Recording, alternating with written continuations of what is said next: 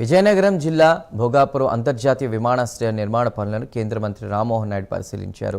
విమానాశ్రయం పనులు 91% పూర్తయ్యాయని తెలిపారు.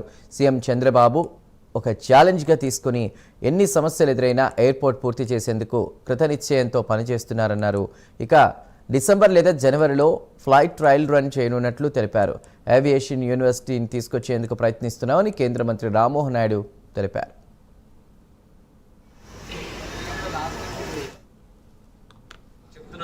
సో అవి వెంటనే క్లియర్ చేయగలుగుతున్నాం. అందుకనే ఎవ్రీ టైం మేము విజిట్ చేస్తే మాకు కూడా హెల్ప్ అవుతుంది, తొందరగా స్పీడప్ చేయడానికి ఈ రకంగా అవుతుంది. నేను కూడా ఉత్తరాంధ్ర నుంచే ఉన్నాం కాబట్టి ఎప్పుడు మా కాన్స్టిట్యున్సీకి వెళ్ళినా విశాఖపట్నం వచ్చినా ఈ యొక్క ఎయిర్పోర్ట్ చూసుకునే అవకాశం వస్తుంది.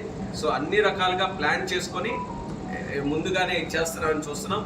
అలాగే కొన్ని ఎయిర్లైన్స్తో కూడా మాట్లాడుతున్నాం. కొంతమందికి డౌట్ ఏముందంటే ఇప్పుడున్న ఎగ్జిస్టింగ్ వైజాగ్ ఎయిర్పోర్ట్లో లెటస్ సపోజ్ కొన్ని కనెక్షన్స్ ఎయిర్క్రాఫ్ట్ కనెక్షన్స్ ఉంటే ఎయిర్లైన్స్ ఇక్కడికి ఉంటే ఏమైనా తగ్గిపోతాయని కూడా చాలామంది అడుగుతున్నారు. తగ్గడం కాదు కదా, మేము పెంచడానికి మేము ఈరోజు ప్రయత్నం చేస్తున్నాం. ఇండిగోతో మాట్లాడి ఇండిగోతో ఇక్కడ ఒక నైట్ హబ్ కింద ఇక్కడ పెట్టుకొని ఇక్కడే నైట్ కూడా పార్కింగ్ పెట్టి ఇంకా మార్నింగ్ ఇక్కడ నుంచి ఫ్లైట్స్ ఎలాగా వెళ్ళాలన్న దాని మీద ఇండిగోతో మాట్లాడుతున్నాం. ఎయిర్ ఇండియా ఎక్స్ప్రెస్ వాళ్ళు కూడా ఇక్కడ కంటిన్యూ అవుతాయి.